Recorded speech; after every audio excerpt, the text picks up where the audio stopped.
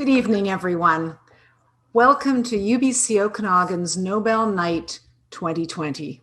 My name is Leslie Cormack, and I'm very pleased to serve as Deputy Vice Chancellor and Principal of UBC's Okanagan campus. It's my pleasure to welcome you all this evening. Thank you for being here.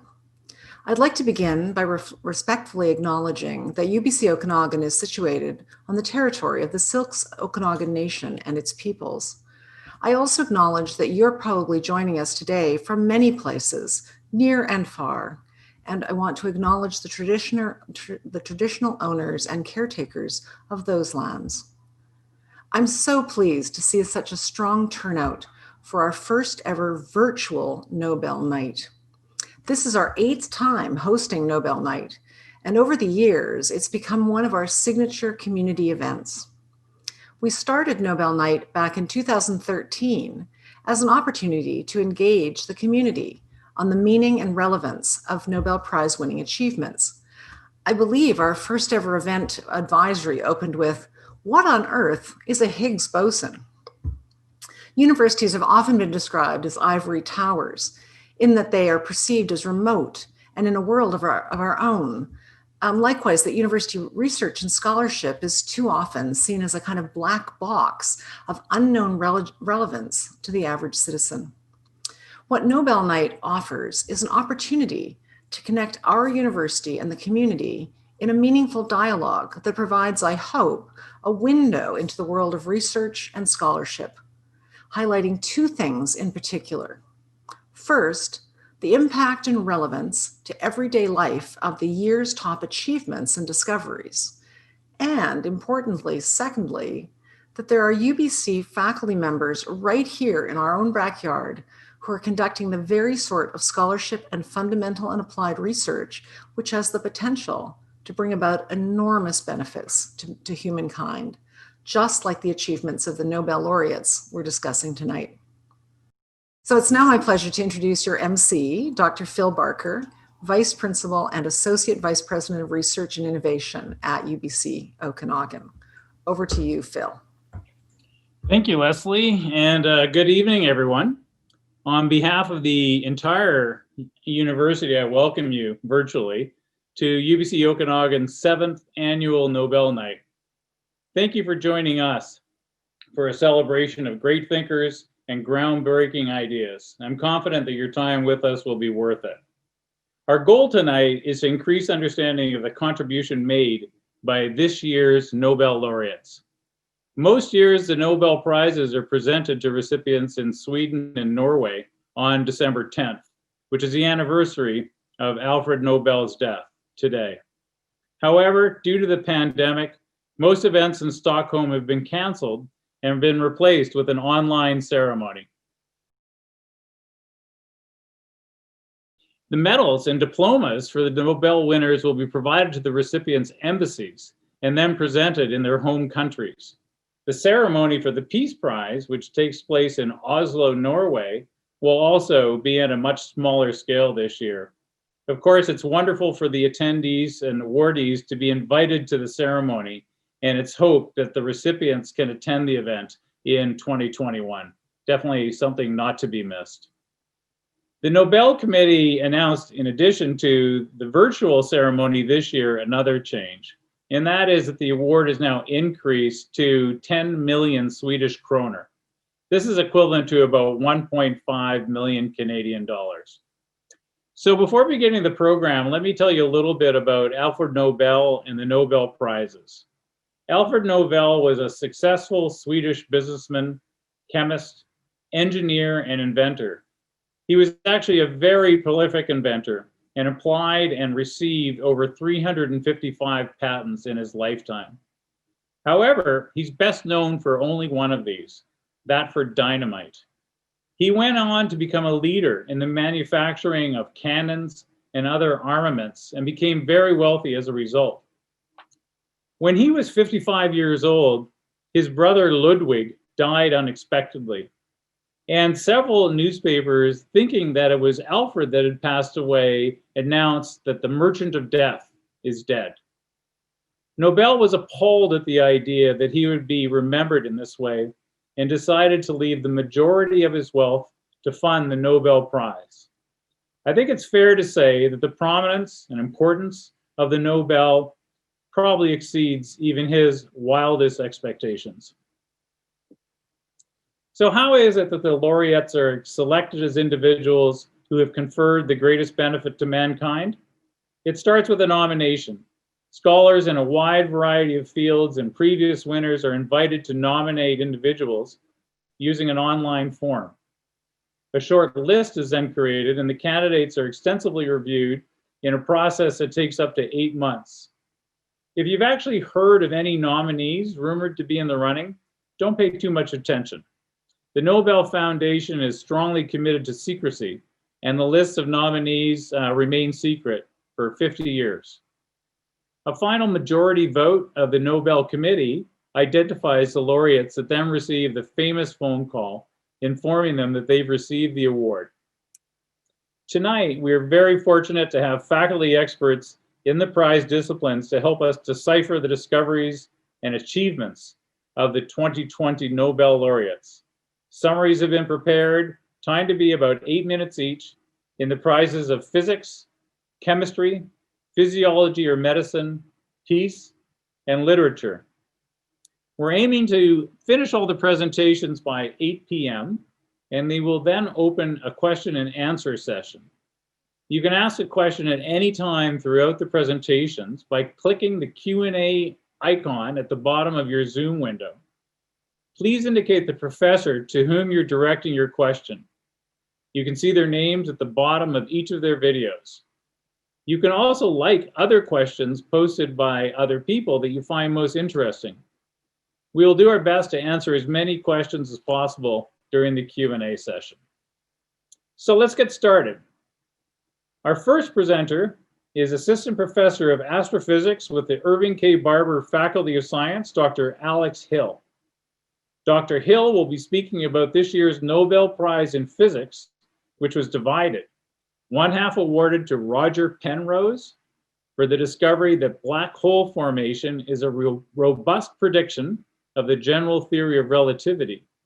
The other half jointly to Reinhard Genzel and Andrea Ghez for the discovery of a supermassive compact object at the center of our galaxy. Please welcome Alex Hill. Thanks, Bill.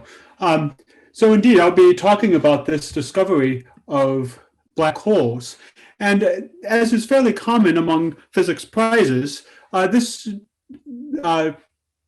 prize is divided between the theoretical prediction that black holes must exist, which in this case was by Roger Penrose, and the observers or experimentalists who demonstrated that the theory has validity.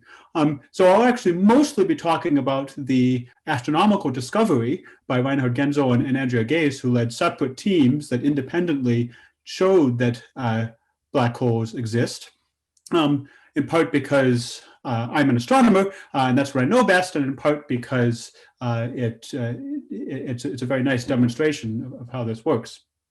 So in order to get at this, the first thing we need to talk about is what is a black hole. So black holes are regions that are so dense that the escape speed is greater than the speed of light. What does that mean? That means that to get out of a black hole, you have to be going faster than the speed of light. So nothing in the universe that we know of can escape from being inside a black hole. So these are really extraordinary objects that are very much outside any of our experience. But Penrose showed theoretically that the existence of black holes is a direct prediction of general relativity. So that leads us back one step further, which is to talk about general relativity. So general relativity is a theory that was developed in 1915 by Albert Einstein. And general relativity fundamentally concerns gravity. Gravity is something that had been described by Isaac Newton in the 17th century. And gravity describes why I am sitting on my chair in front of you right now instead of floating away up into the sky. It describes why planets go around stars. It describes why the moon goes around planets, and all sorts of things that we experience in our everyday life. And Newtonian gravity does very, very well. It explains everything that we measure ordinarily. But as you get to environments very much outside our day-to-day life, for example, as you go to speeds approaching the speed of light or to very, very dense concentrations of mass, Newtonian gravity no longer accurately predicts what we observe. And this is what general relativity does. And the basic idea of general relativity is really giving an underlying explanation for why objects with mass are attracted to each other, as Newton described. And the basic idea is that anything with energy or mass curves space-time. So you can think of it like, you can think of space-time like a sheet, and a object with mass, for example, our sun, puts a dent in that sheet, and that creates a curvature in space-time. And without other forces, objects move in straight lines in that curved space-time. So there's a curved space around the sun, the Earth moves in a straight line in that curved space-time, and that makes the Earth go around the sun. And we approximate that as Newtonian gravity. General relativity has made a number of predictions. So I think general relativity in the 105 years since 1915 has been very well tested. The first test, I show an illustration here, was looking at a solar eclipse in 1919 and watching the stars behind the sun, which you could see because of the solar eclipse. And the light from those stars is bent exactly as predicted by general relativity. On the right is a spectacular image created with a group of telescopes called the Event Horizon Telescope, located all around the world, which directly imaged a black hole. General relativity is also necessary for global positioning system, GPS, to work. Without general relativity, GPS would be inaccurate. But what this Nobel Prize was awarded for is the direct detection, or the indirect detection, of another class, of these black holes, which are predicted by general relativity. So, in particular, these astronomers observed supermassive black holes. Now, there are two kinds of black holes. One kind of black hole has a mass of order the mass of the sun, so maybe a few times the mass of the sun to tens of times the mass of the sun. And these are the end product of the evolution of some of the most massive stars in our universe. Stars that start their lives with maybe 30 or more times the mass of the sun. They end their lives in a violent explosion called a supernova, and they leave behind a black hole at the center. But those were not the first black holes to be convincingly discovered. The ones that were discovered first are these supermassive black holes. And we now know that there is a supermassive black hole with a mass millions or to hundreds of millions of times that of the sun, located at the center of pretty much every galaxy. And you can't observe black holes directly because light can't even get out of a black hole. So instead, we observe black holes by what they do to the things we can see, the things like stars and gas, which we can see with our telescope. And there are two ways that we see black holes, these supermassive black holes at the center of galaxies. One is objects called quasars. There's an artist's illustration of a quasar. We can never see a quasar this nicely in reality, but this is an artist's illustration based on good physical models about what a quasar might look like. You have a black hole inside this thing of light here at the middle. You can't see the black hole itself, but then there's gas and dust that is in a disk that's accreting onto the black hole, and as it accretes in, it gets very, very hot and therefore gives off light. So we can see these quasars most of the way across the universe. What Geinhardt and Gaze did is they led independent teams that were looking at the supermassive black hole in the center of our universe. In the center of our galaxy. This black hole is not currently accreting large amounts of matter, so we can't see it directly like you can see, or almost directly like you can see a quasar. But instead, you watch the stars very near the center of the galaxy that are orbiting the black hole. And they did so using two sets of telescopes. Andrea Gaze's team used the telescopes on Mauna Kea, particularly the Keck telescopes, which are 10 meters in diameter. There's a stairway here for scale. And these telescopes, we should say, are on the summit of Mauna Kea in Hawaii, which is a mountain that has had a very significant cultural role and reverence within the indigenous Hawaiian community. And so we as astronomers are incredibly fortunate to have had the opportunity to use this mountain for these observations. So Gaze's team used these telescopes, and Genzo's team used this much smaller, the 3.6 meter telescope located in Chile. And they each independently observed the stars going around the center of the galaxy. So this is from Gaze's team. The supermassive black hole that you can't see is the star at the center. And we see all of these individual stars. And I have a movie of them orbiting around, and you can see their paths. They watched these stars go around the galactic center for more than 15 years. You can see the time in the upper right. And as they watched these stars go around, they measured how fast they go and how long they take. In particular, this one star here, in 16 years, it makes a complete orbit around the galactic center. So they've seen a complete orbit. And that tells you the mass of this thing at the middle. It's 2.6 million solar masses in an area which emits very little light and is only about 20 times the size of our solar system, of the planets going around the sun. And there's really only one possible explanation of that, which is that this thing is a supermassive black hole.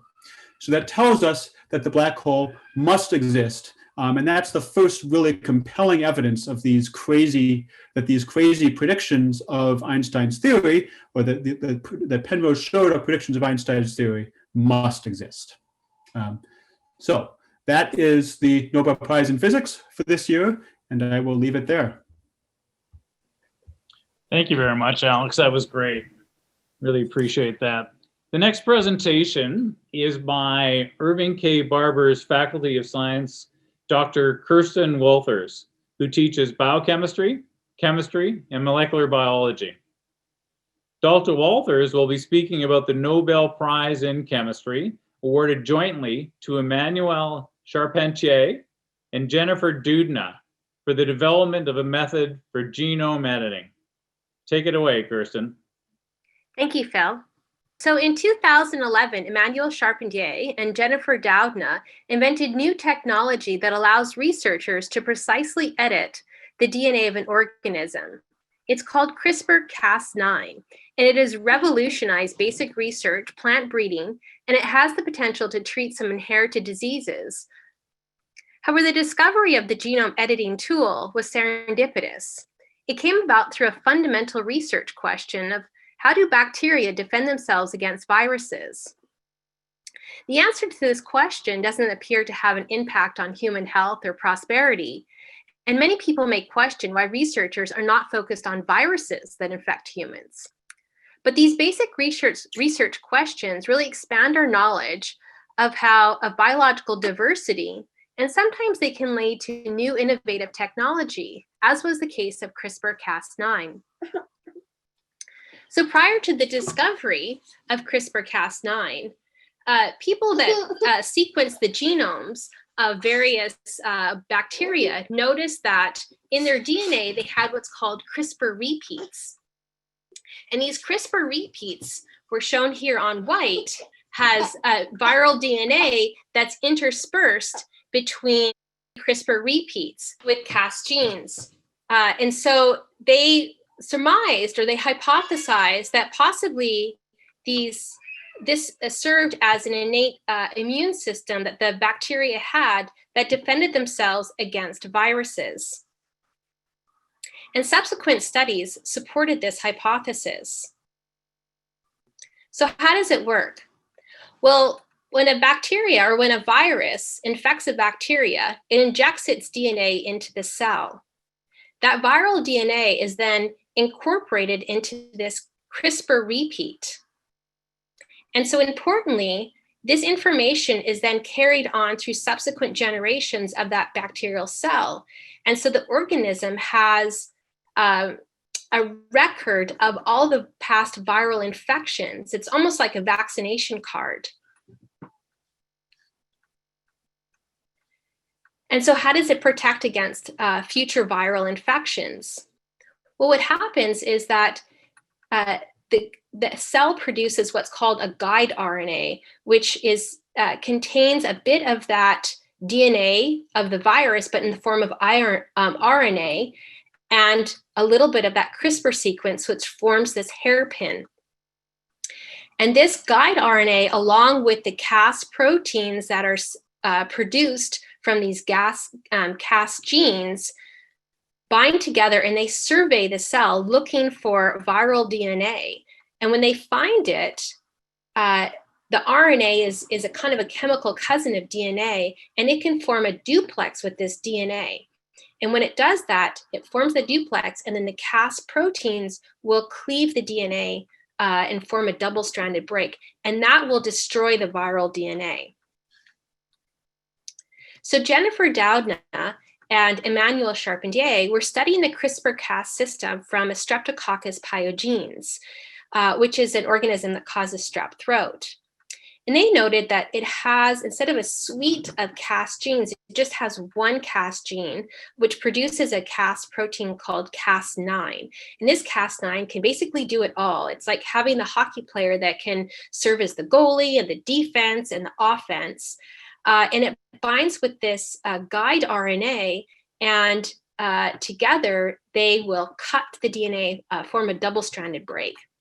And what they also realized is that they could program this guide RNA. So they could put in their own 20 letters, which is kind of shown here in orange here. They could put any 20 letters in there, and it could recognize any DNA sequence, whether it's from a plant or from fungus or from animals.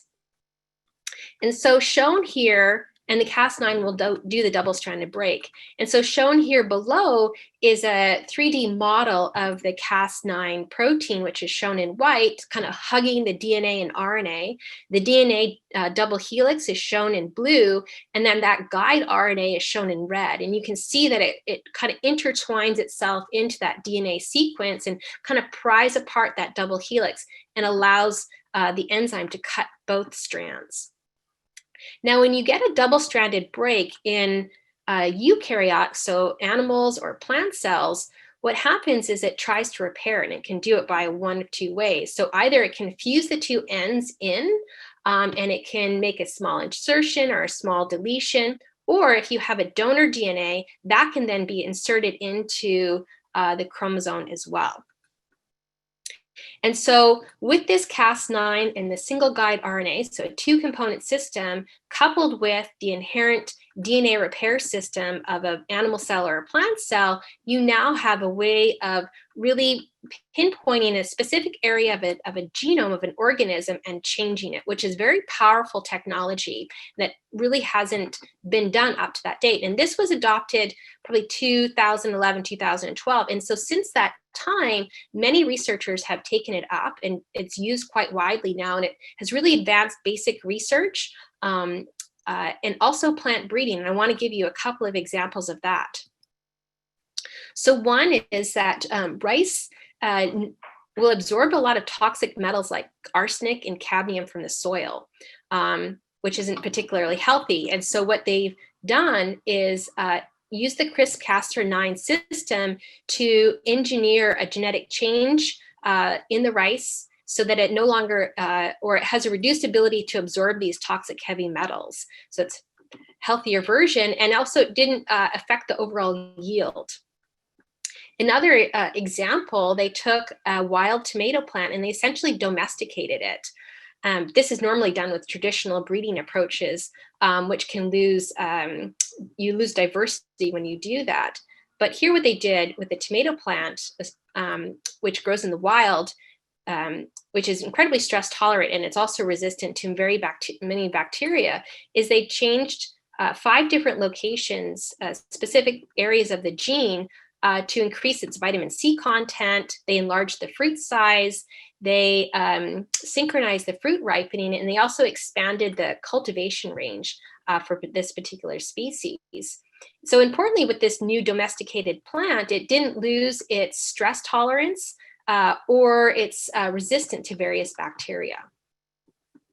So it's also been used to modify certain insects. So you probably know that many diseases are transmitted by insects.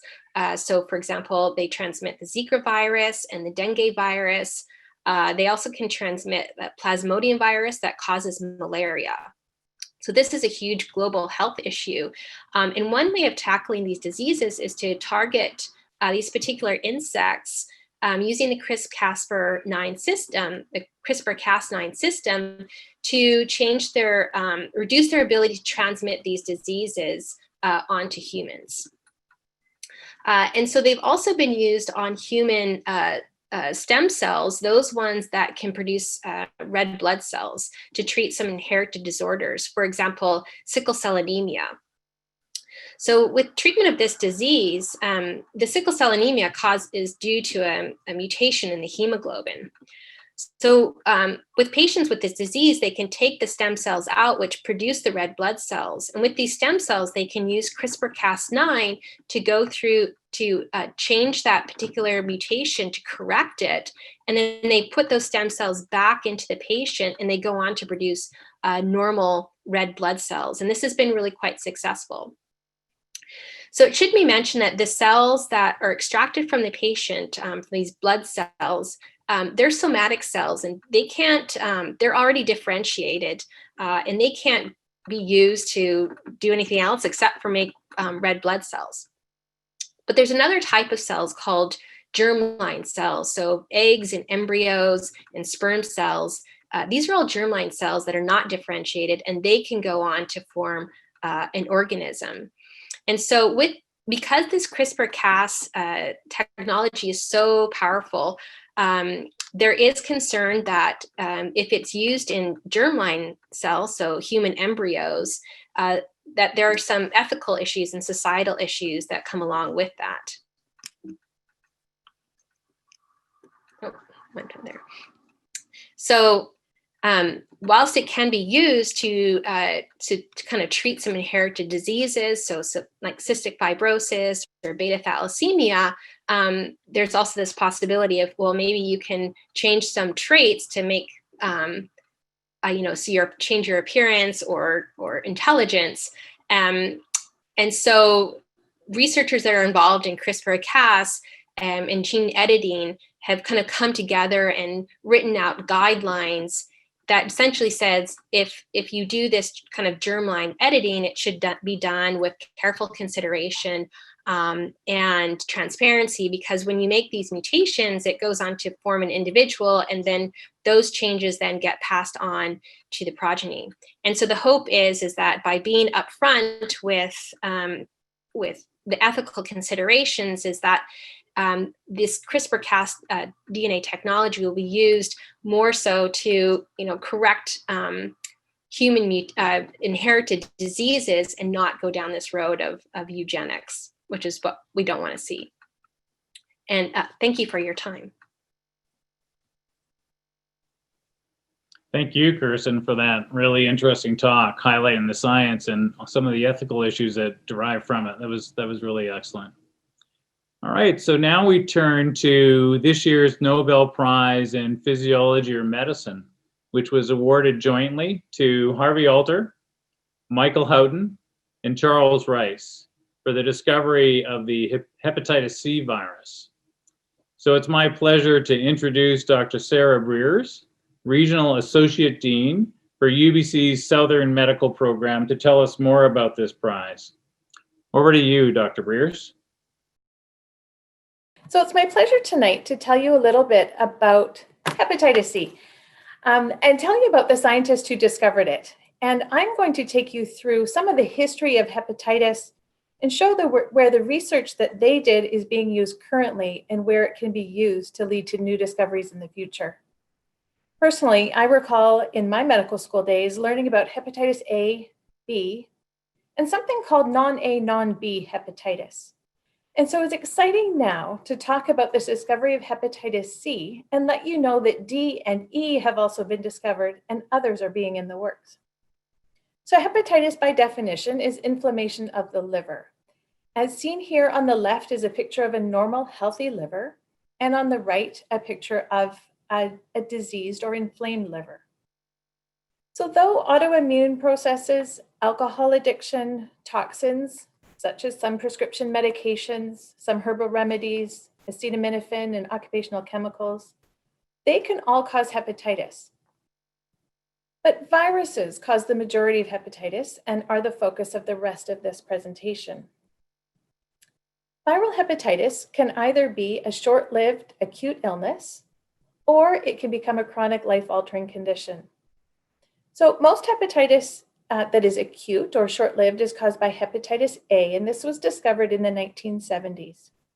Hepatitis A is typically contracted from food or water, and it causes a short-lived illness that I hope none of you have had to experience, that's commonly fever, abdominal pain, and jaundice or yellow coloring of the skin and eyes.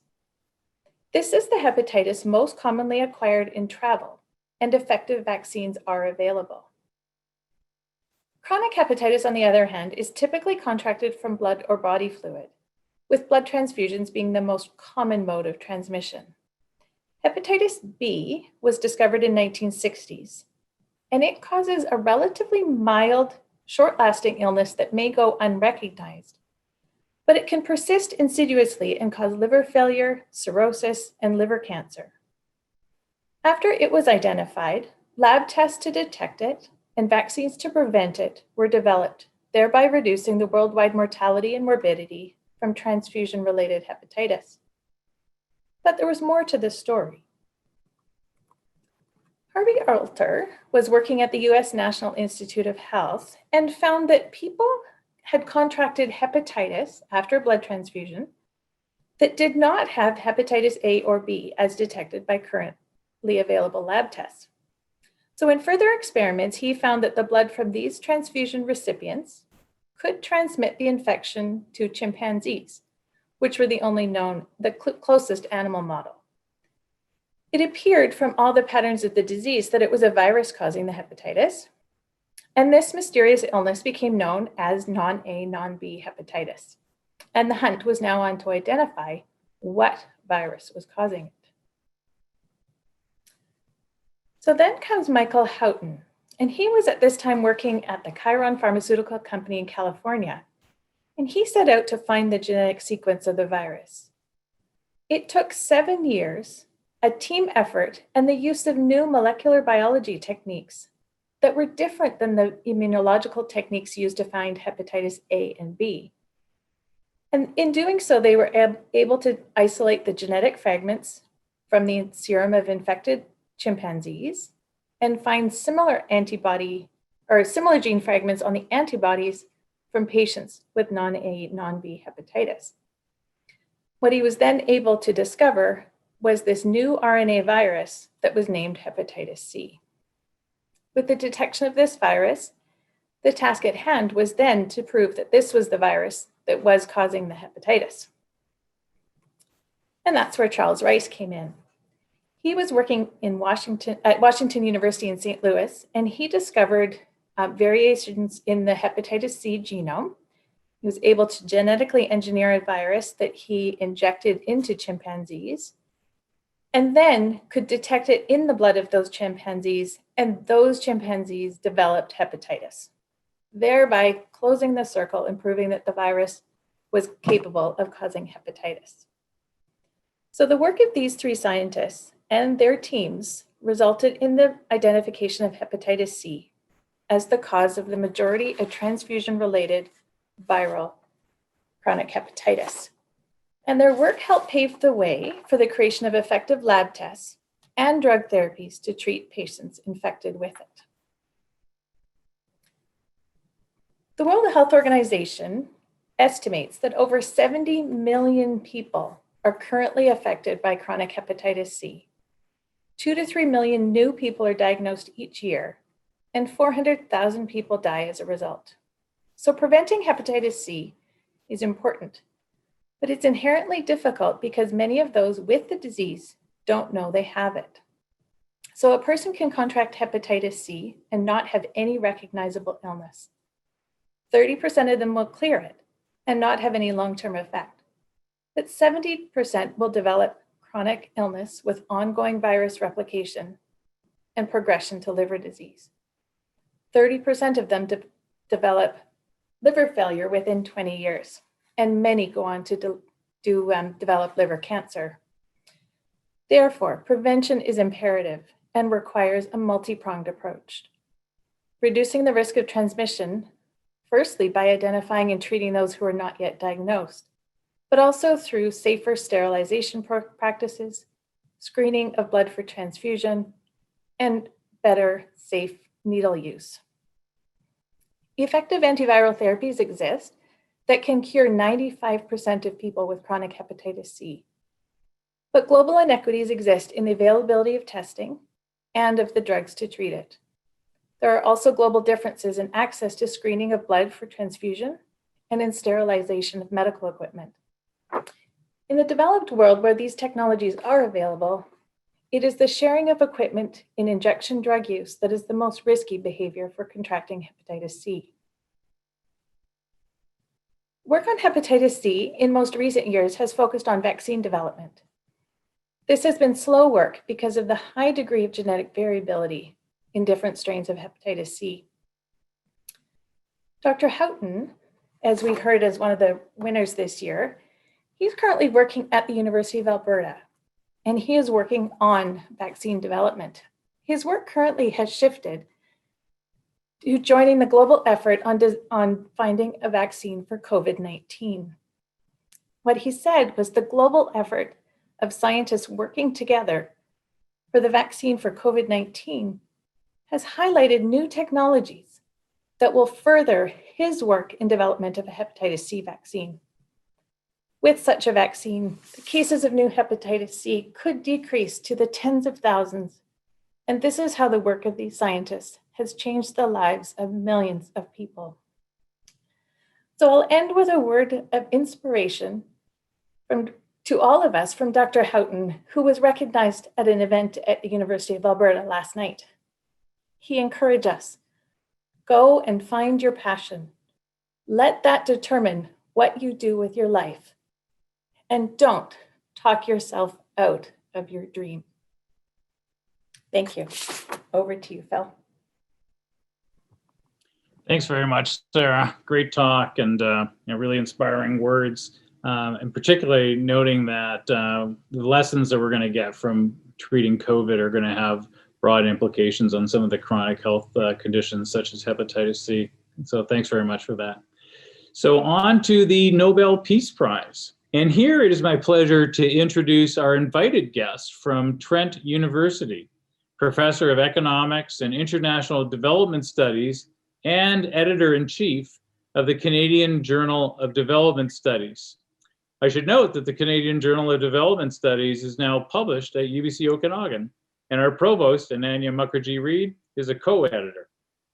Dr. Akram Lodi will speak on the 2020 Nobel Peace Prize, which has been awarded to the World Food Program for its efforts to combat hunger, for its contribution to bettering conditions for peace in conflict-affected areas, and for acting as a driving force in efforts to prevent the use of hunger as a weapon of war and conflict. Please join me in welcoming Dr. Akram Lodi. Well, thanks very much, Phil. Ladies and gentlemen, I want to put it to you that the Nobel Peace Prize is an enigma. When Alfred Nobel died in 1896 and his will bequeathed the prize, there was no explanation as to why he was endowing it. His will stated that the prize was for those who had, quote, done the most or the best work for fraternity between nations, for the abolition or reduction of standing armies, and for the holding and promotion of peace congresses. But during his life, Alfred Nobel had personally not done any of these things. Indeed, it remains supremely ironic that someone whose life work included the development of everyday weapons of mass destruction endowed a prize for peace. Since Nobel's death, some have speculated that he did this out of guilt. Some have also speculated that it was because of his long friendship with Bertha von Suttner, an Austro-Bohemian novelist, pacifist, and peace activist, who indeed was awarded the prize herself in 1905. But the truth is that barring a stash of undiscovered letters, we'll never really know why Alfred Nobel established the Peace Prize. Since the first award in March 1901, the Nobel Peace Prize has been awarded to 107 individuals and 28 organizations. 17 women have won the Nobel Peace Prize, and this is the highest number of women winners across all of the Nobel Prizes. Now, the Nobel Peace Prize is different from the other prizes in that it is very common for the award of the prize to generate controversy as to why the winner has won.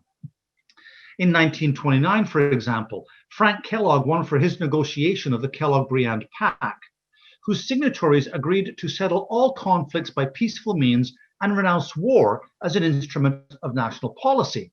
Now, clearly, he won for something that did not happen. In 1994, when Yasser Arafat was a co-winner with Yitzhak Rabin and Shimon Peres, many in the international community viewed Arafat in the same way that the contemporary world thinks of Osama bin Laden, as a terrorist.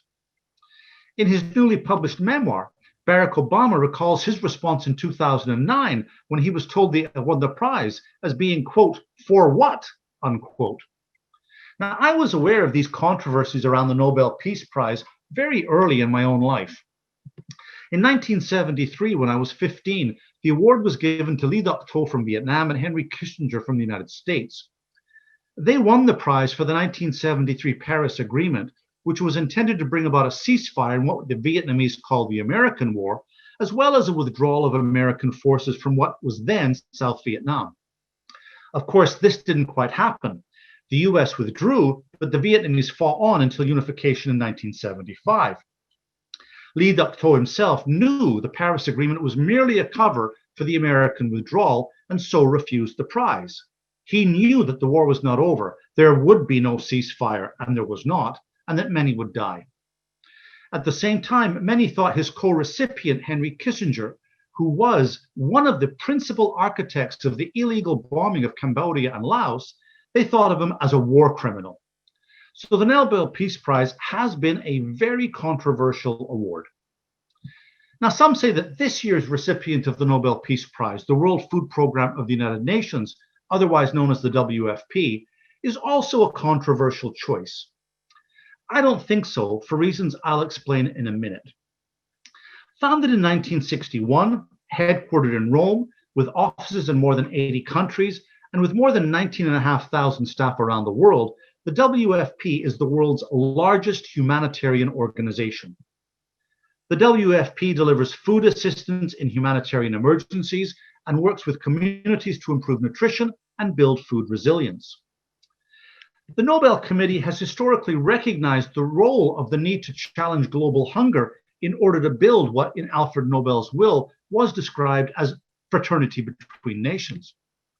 In 1949, John Boyd Orr, like me, a Scot, won the Nobel Peace Prize for his scientific research into nutrition and his work as the first Director General of the United Nations Food and Agriculture Organization, the UN system organization that is tasked with defeating hunger. In 1970, Norman Borlaug, an American plant scientist from rural Kansas, won the Nobel Peace Prize for his, quote, contributions to the Green Revolution that was having such an impact on food production, particularly in Asia and Latin America, unquote. Like them, and as Phil has just told us, the WFP has been awarded the prize for its effort to combat hunger, for its contribution to bettering conditions for peace in conflict-afflicted areas, and for acting as a driving force in efforts to prevent the use of hunger as a weapon of war. Having said that, the World Food Programme's core focus is on humanitarian assistance in times of complex emergencies. 2/3 of its work is in conflict-affected countries where people are 3 times more likely to be undernourished than those living in countries without conflict. On any given day, the World Food Programme has 5,600 trucks, 30 ships, and nearly 100 planes on the move, delivering food and other assistance to those most in need.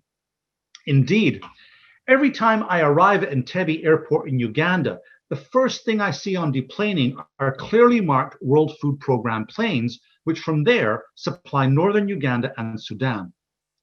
Each year, the WFP distributes more than 15 billion rations at an estimated cost per ration of about 60 American cents. In 2019, the World Food Programme assisted almost 100 million people in 88 countries. World Food Programme operations are funded by voluntary donations that come primarily from governments of the world, but also come from corporations and private donors. In 2019, the WFP's funding was $8 billion. However, as is consistently the case, contributions to the World Food Programme were insufficient to cover the identified needs of the 820 million who are officially defined as being undernourished, and particularly those living in a humanitarian emergency. The funding gap between what the WFP has and what the WFP needs is more than $4 billion. And the World Food Programme usually receives only 2/3 of the funding that it needs. And of course, in 2020, the funding gap of the World Food Programme has been stretched even further by the COVID-19 pandemic, which it estimates could increase the number of hungry people by 129 million people in 79 countries. Now, as I already said earlier, like earlier recipients of the Nobel Peace Prize, the World Food Programme is not without controversy. Under the direction of President John F. Kennedy, a principal mover behind the creation of the World Food Programme was George Mcgovern, who was mainly remembered as being the US presidential candidate who in 1972 was defeated by Richard Nixon. Mcgovern was from South Dakota, and his overriding philosophy throughout his long public life of service was to support American farmers, to constructively use US food surpluses, and to work through the UN to resolve international problems. So Mcgovern's view of the World Food Programme that it should implicitly support American farming interests while resolving the international problem of insufficient food. This was consistent with US government policy from the mid-1950s all the way through to the early 1990s. And many believe that for the WFP, this is still the case, that it works primarily in the interests of American farmers. After all, since 1992, the last 5 executive directors of the World Food Programme have all been American. But that belief that it works primarily in the interests of American farmers is, for the most part, really quite mistaken. In 2018, 1/2 of all World Food Programme food procurement was from local sources in the countries being assisted, including in Uganda, Tanzania, Ethiopia, and Sudan. Furthermore, 80% of all WFP food procurement was from developing countries. The current food procurement issue that the World Food Programme is working on is not its sourcing from the United States. Rather, the WFP wants to increase its in-country procurement from small-scale peasant farmers, who currently supply only about 4% of the food that the WFP procures. And to my mind, criticism of the WFP is somewhat misguided. If the WFP did not exist, it would have to be invented, given the scale of the humanitarian crises that we witness in the 21st century. In Uganda and in Tanzania, I have seen the World Food Programme in action. I have stayed in World Food Programme compounds. I have spoken to local citizens that work for the World Food Programme. And I have spoken to local citizens that benefit from the World Food Programme. I think that the World Food Programme is precisely the kind of organization that should win the Nobel Peace Prize, because it supports the global public good of confronting hunger, and by doing so meets Alfred Nobel's goal of building fraternity between nations. Thanks. Phil, back to you. Thank you so much, Haroon, for that wonderful talk, giving a real picture of the scale and scope of what the WFP does and of the problem that they're attempting to tackle. That was really great. So before moving on to the next speaker, just a reminder that we do have a question and A session following the presentations. And so I invite you to post questions at the bottom of the Zoom box. You'll see a Q&A icon. You can ask your questions there, and you can also vote questions up if they appeal to you. So we'll look forward to getting into that in a few minutes. But next up is a Nobel Prize in Literature. Dr. Nancy Holmes is an associate professor of creative studies and creative writing, and she's going to talk about the 2020 Nobel Prize in Literature. And this year's Literature Prize was awarded to American poet Louise Glick for her unmistakable poetic voice that with austere beauty makes individual existence universal.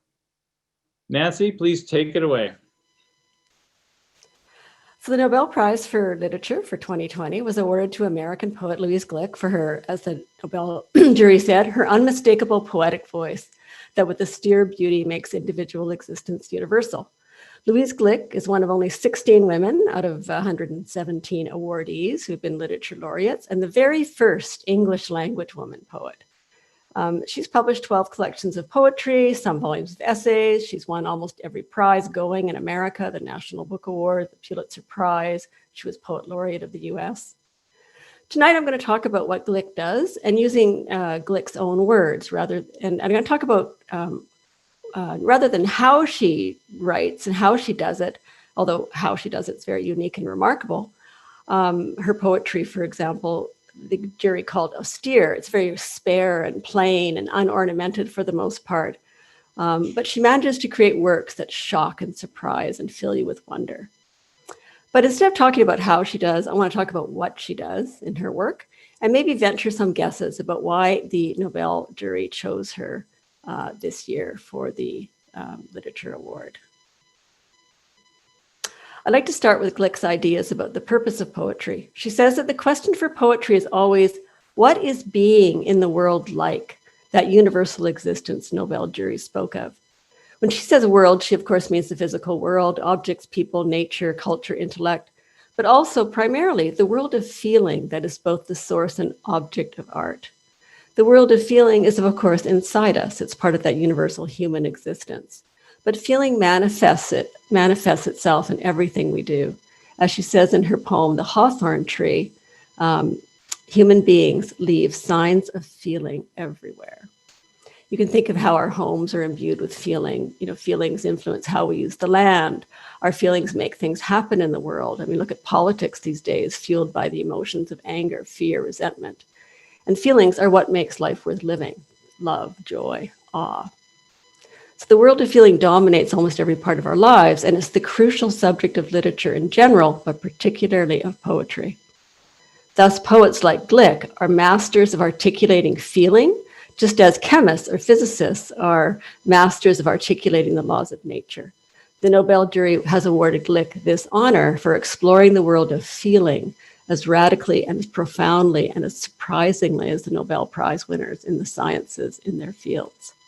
So let's take a look at some examples of her articulation of feeling. What did it feel like to Americans and many others when the Twin Towers were attacked on September 11th in 2001? Well, Louise Glick's poem, October, is about the aftermath of that event. In this poem, there's no Manhattan, no airplanes or fallen buildings, but it's rather a meditation about violence and its results. She tries to capture what it feels like after trauma, after being stunned by something big. The light has changed. Middle C is tuned darker now. The songs of morning sound over-rehearsed. This is the light of autumn, not the light of spring. The light of autumn. You will not be spared. The songs have changed. The unspeakable has entered them.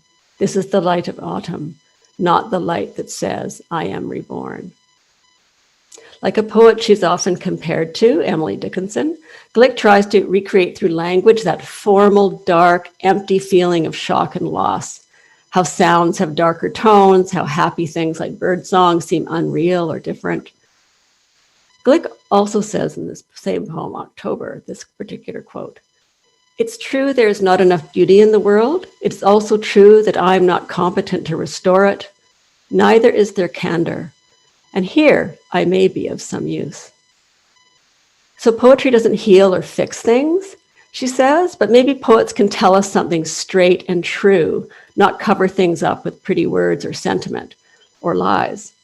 I think in these two excerpts from October, we get a good sense of what makes Glick such an important poet. Yes, she generates a feeling that unfortunately we all experience at some point in our lives after receiving a blow or terrible news. But we also can see two really important themes that dominate her work. First, she claims that the poet's job is a devotion to candor, to being as accurate as possible about life. In fact, she believes that ersatz thinking, a phrase she uses in an essay, measuring everything by your own perceptions instead of looking at things honestly and objectively, is really bad for people and bad for society. She says that poetry can help us recognize our own taste for unpalatable falsehood, and having recognized it, recognize its capacity to destroy feeling. In the quote here from her poem, Persephone the Wanderer, we have Demeter, Persephone's mother, in a rage about her own loss. Remember your Greek myths. Persephone has been abducted into Hades. Demeter harms the earth by inventing winter. Demeter, in fact, destroys her own capacity for compassion by having so much on earth die just because she is angry and miserable. And Glick says we all do this all too often. We lie to ourselves about the true extent of the damage that we do. So possibly Glick's steely eye on human falsehood is why the Nobel Prize Committee felt her work was worth honoring this year. She creates an awareness of our human responsibility for violence, betrayal, lies. And she often uses classical myths to do this. Her poems are often very detached and chilling and almost diagnostic in their narratives around our emotion-driven actions. So it's not just her plain, clear language that make people call her work austere. She tells us, you will not be spared. And she doesn't sugarcoat a syllable. But the second element that we saw in her poem October is contained in that verse. If you remember, this is the light of autumn, not the light that says, I am reborn. Because her other great theme, and possibly also why the Nobel Prize jury thought she was worth honoring this year, is her constant question, how can we have hope for the future? At the end of my suffering, there was a door, she says in her great book, The Wild Iris. What is behind that door? What will come through it? How do we open it? How do we move into a new life, a vita nova, as the title of one of her books says? Critic Walt Hunter, in an article in The Atlantic about her Nobel win, notes this quality in her work, how her poems resonate at a time when renewal for individuals, for communities, and for societies can seem difficult to imagine. Because in spite of her clear vision of our failings, she's also clear-sighted about how the world contains possibilities for renewal. Let's look at one last poem to see how beautifully she writes about life that can arise out of despair. This poem is called Snowdrops. In this poem, it's the snowdrop that's speaking. You gardeners know that snowdrops are bulbs that you plant in the garden in the fall, these little dried up things, and then they bloom in the spring. Snowdrops. Do you know what I was? How I lived? You know what despair is? Then winter should have meaning for you. I did not expect to survive, earth suppressing me. I didn't expect to waken again, to feel in damp earth my body able to respond again, remembering after so long how to open again in the cold light of earliest spring. Afraid, yes, but among you again, crying yes, risk joy in the raw wind of the new world.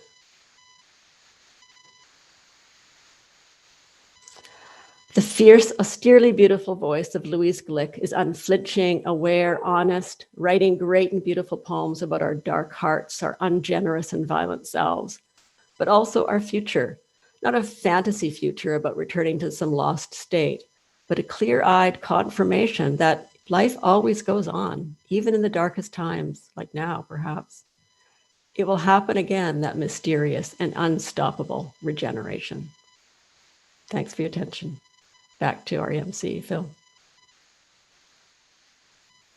Thank you so much, Nancy, for that dive into the powerful work of the winner this year of the Nobel Prize in Literature. The comment that poet's job is to have devotion to candor is certainly reflected in her work, and I really appreciate your reading of it.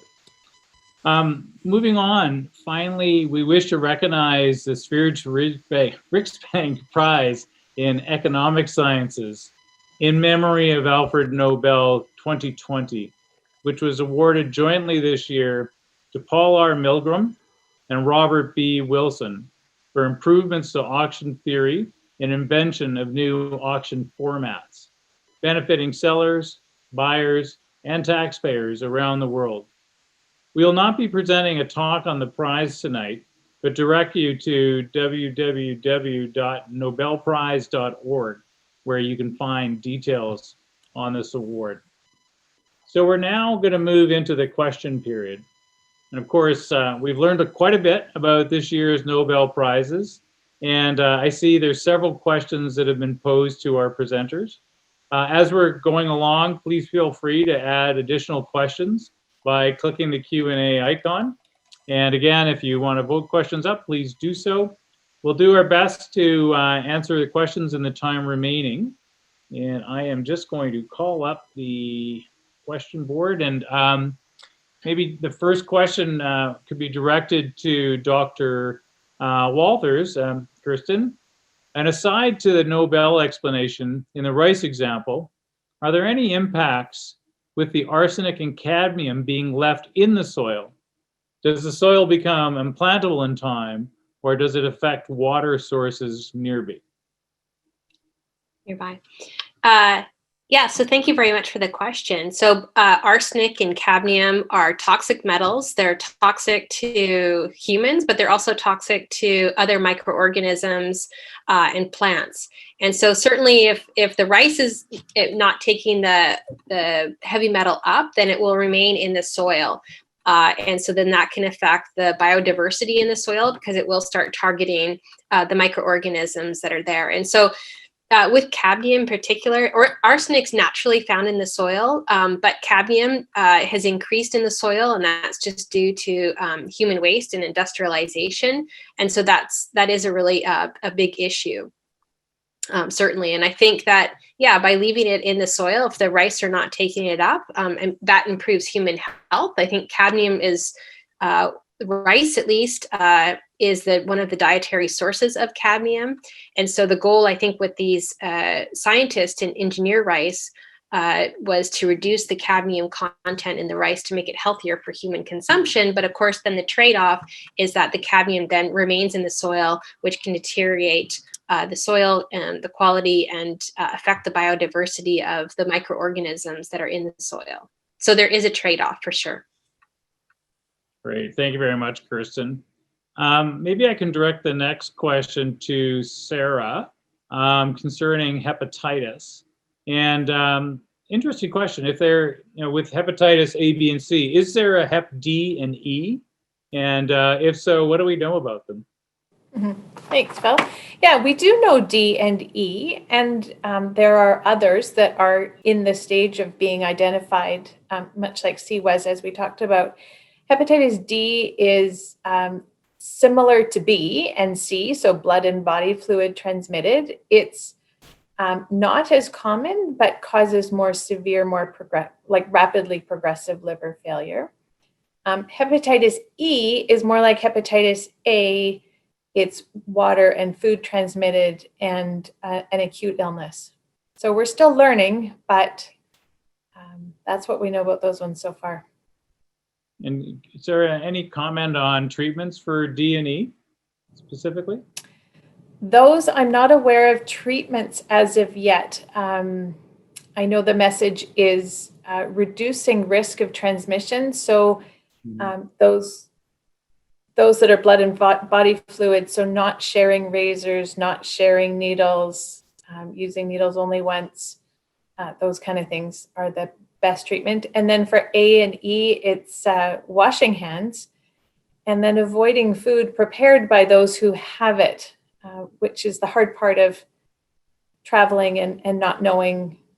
It's more at risk in the developing countries, but it's worth, that's why, part of the reasons why we wash our fruits and vegetables before we eat them. Great, thank you, Sarah. If I may direct the next question to Alex, and if I paraphrase a little bit, maybe if there are entities with speed greater than light, can they escape a black hole? And if so, can you explain how? Yeah, well, the answer is that there are not entities with speed greater than light. One of the core, it is in fact originally a postulate, that is an assumption in the special theory of relativity, that the speed of light is constant and the fastest that anything can go. And that theory makes so many predictions that are consistent with everything that we observe, that we basically believe that to be true, that there is nothing that goes faster than the speed of light. So, if there were, in principle, we define the edge of a black hole as the point where the escape speed is the speed of light. So right at that point, the escape, something going faster than the speed of light, in principle, would be able to exist. But something going faster than the speed of light would be able to escape, but such a thing just cannot exist within the theory of physics that describes what we see.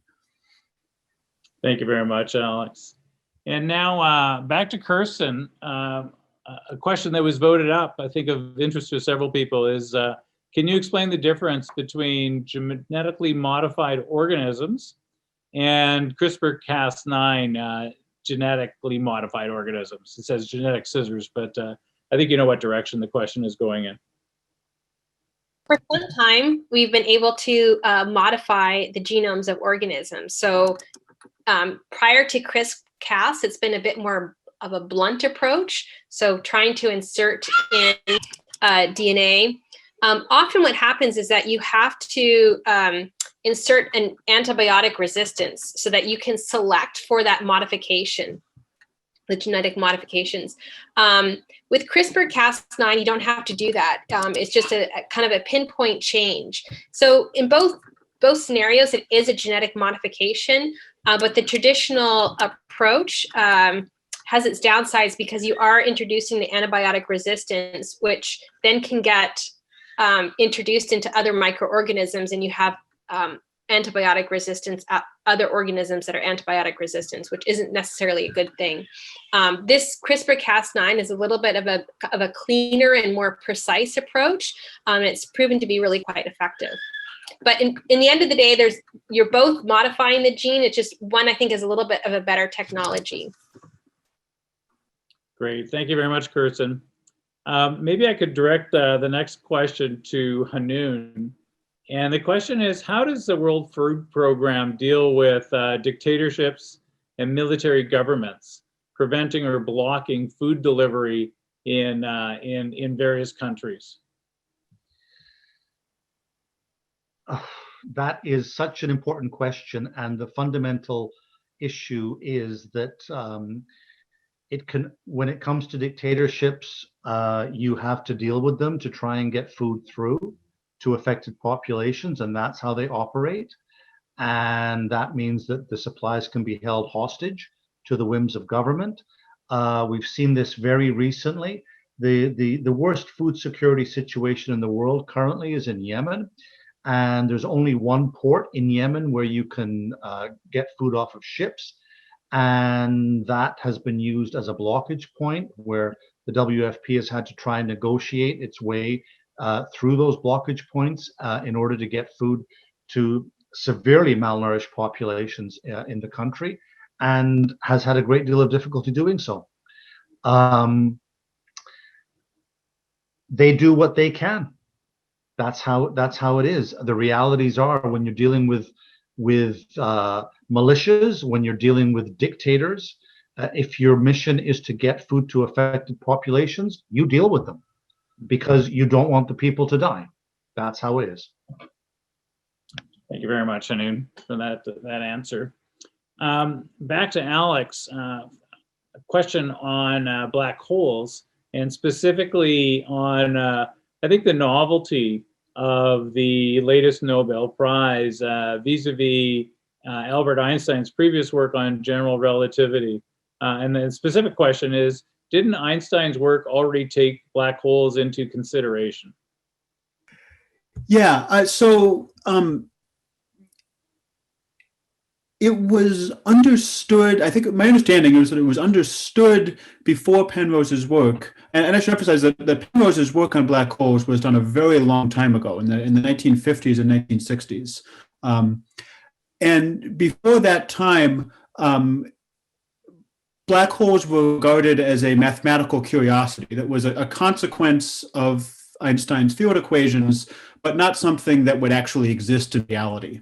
And Penrose fundamentally showed that the topology of black holes can, in fact, exist in reality. And so he showed that these are something that really ought to exist, and therefore made predictions for the consequences of black holes, and that we could go out and find them with our telescopes.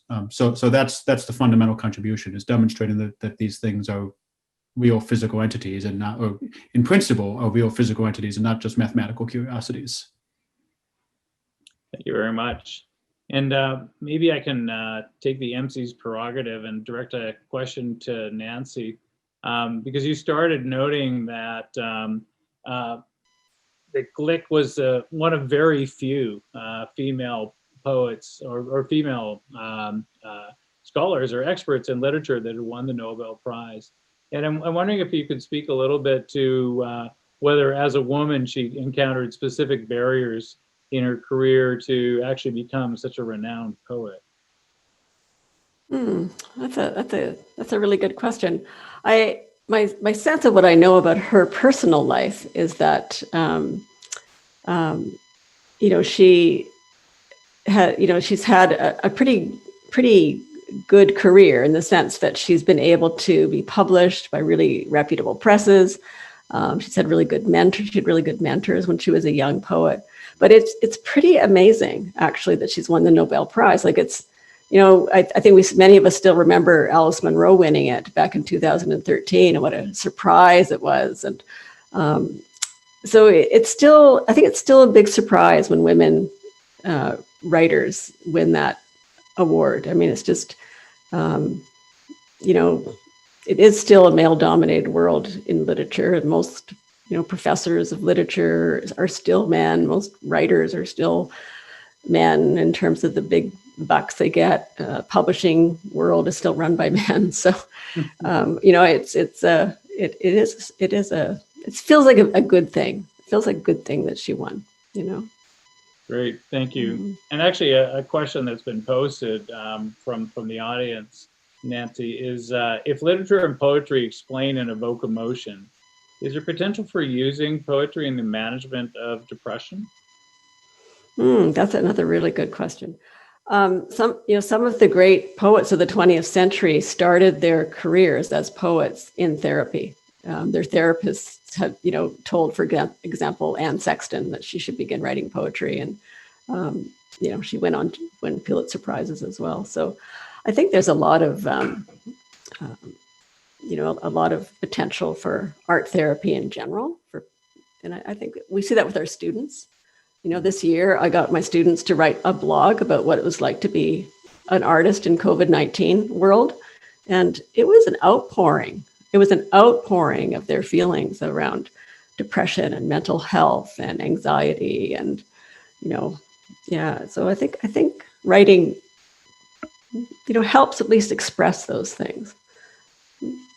I'm not sure what you do with them afterwards sometimes. But yeah, it's very interesting, the history of people who have been poets and have a history of depressive disorders who have come from that area. It's a really great point. Next question, back to Alex again, which is one that was voted up a little, which is how abundant are black holes in our galaxy? And I don't understand this next part of the question, but hopefully you do, which is, has Gez's method been used to find any black holes outside of the galactic center? Okay, so before I answer that question, I just want to riff a little bit on Nancy's question, and just point out that physics is, of course, truly terrible in terms of women receiving the Nobel Prize. Dr. Gez is just the fourth woman ever to receive the Nobel Prize, and the Canadian Donna Strickland won it in 2018, and she was the first in, I think, 60 years to win the Physics Nobel Prize. So 2 in 3 years seems like a lot of progress, but we've got a long way to go. regarding the question about black holes in our galaxy, so how abundant are black holes in our galaxy? There is one supermassive black hole in our galaxy, and that is true pretty much in every galaxy. Every galaxy, or this is a little bit of a tautological remark, but every normal galaxy has exactly one supermassive black hole right at its center. And so no, Gaze's method really can only work in the galaxy, in the black hole, in the galaxy that we are in, because we're close to it. Others are just too far away for this to work. These observations are incredibly difficult to see the level of detail you need just within our own galaxy, and doing it in another galaxy is a long, long time away if we're ever going to get there. There are a good number of the stellar mass black holes that I mentioned, black holes that are the size of a single star. They're very hard to find. They're black. So I don't think we know exactly. I would guess that there are of order dozens in our galaxy, probably not hundreds of thousands, probably more than 2 or 3. But we really don't know exactly. Great. And there's a follow-up right after that, and if I can paraphrase a little bit, what are the big outstanding questions in the field of black hole research? Yeah, I mean, this is an incredibly exciting field still. I mean, this is, I think, the second Nobel Prize in 3 years that is fundamentally related to general relativity and black holes. A couple years ago, I think it was 3 years ago, the LIGO collaboration, and I'm blanking on what that acronym stands for. I'm sorry. You can search for it. But had the first direct detection of gravitational waves. And this is fundamentally opening a new frontier in astrophysics, because all of astrophysics to date has been based on light, seeing the light that comes to us. And now we can measure these gravitational waves. And gravitational waves, most of the ones we see, are in fact coming from 2 black holes that are colliding and merging together. And when they merge together, they release enormous enormous amounts of gravitational waves that we can detect. So it's an entirely new way of looking at the universe that has just opened in the last few years, and it's all related to black holes. One thing that collaboration announced earlier this year is the first so-called intermediate mass black hole. Because we know we have these black holes that are the size of a single star, and we know that we have these black holes that are the size of millions of stars, but we don't know how you get between them. And so that's a pretty fundamental missing link. And we're starting. So I think the next exciting thing that these gravitational wave detectors may start pointing us towards is detecting these intermediate mass black holes, and therefore figuring out how the big ones got there. That's great. All right, thank you. That'll be many outstanding questions for a very, very long time in your field. If I address the next question back to Sarah, you'd mentioned the relationship, Sarah, between hepatitis C and liver cancer. And one of the questions that's come up is, could you provide a bit more information about how hepatitis C can actually be a risk factor that actually leads to liver cancer? Sure. So the best way to look at it, cancer is basically cells that are reproducing in an abnormal way and taking over normal tissue.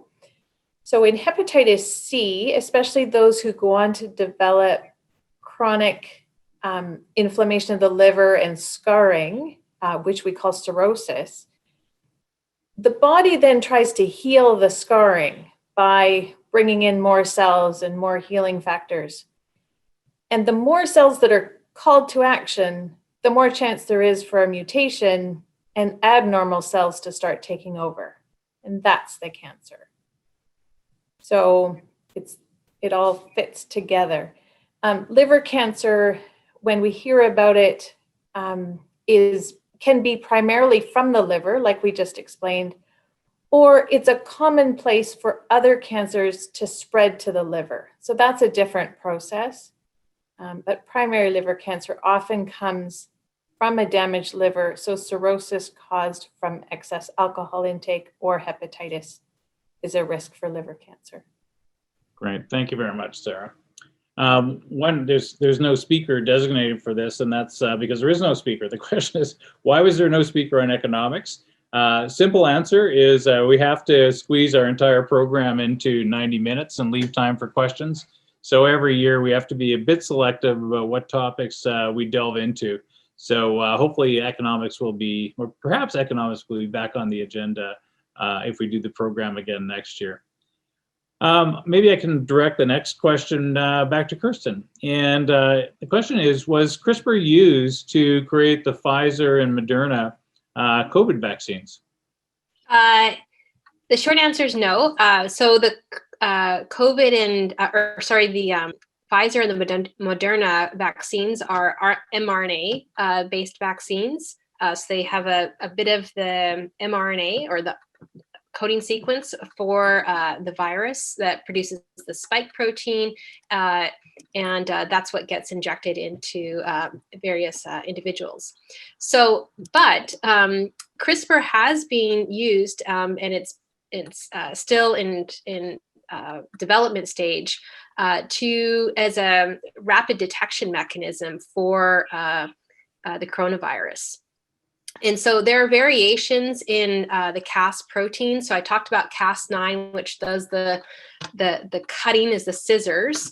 But you have other Cas proteins. I think it's Cas12, I think, that will just do one cut. And they've been clever. They've been able to put on a fluorescent tag. Mm-hmm. And so with the guide mRNA recognizes the viral RNA of the coronavirus, it will bind to it along with that Cas12 protein, and it will then put a little fluorescent tag on it that can be visualized. And I think the hope is that you can visualize it by a smartphone. And so Jennifer Doudna's group at UC Berkeley is currently working on this technology of using CRISPR-Cas to rapidly detect the coronavirus. That's great. Thanks, Kirsten. Great response to that question. Nancy, if I can direct the next question to you, a little bit of Canadian content here, and that is understanding that the Nobel Prize cannot be awarded posthumously. Was Leonard Cohen ever considered for the Literature Prize? You know, I don't know that, but the rumor around is that Irving Layton was for many years. The Italians always nominated Irving Layton throughout the 1950s and 60s. And the other rumor is that Margaret Atwood's always on the list. Okay. But as we've discussed, we can't pay too much attention to the rumors, right? No, absolutely not. Yeah. But hey, Leonard Cohen, I would vote for him, dead or alive, you know. Hear, hear. All right. Thank you. So, Alex, back to you for a moment. You're getting a lot of questions. I don't think people believe that things can't go faster than the speed of light. So the question is, what would prevent something from going faster than the speed of light? Yeah, I mean, ultimately, it's that the faster you go, the more and more energy it takes to accelerate more. So as you get very close to the speed of light, the amount of energy that it takes to get going just a little bit faster gets to be infinite. So it takes an infinite amount of energy to accelerate to the speed of light. Great, thank you very much, Alex. So we're at 8:29, so I think this is probably a good place to draw the evening to a close. Really appreciate the audience for all the great questions, obviously paying really close attention to the talks. Special thank you to all of the speakers who, in these kind of very unusual times, took the time to pull their talks together. And just wish everybody a profound thank you for joining us, and a safe and wonderful holiday season. Thank you very much.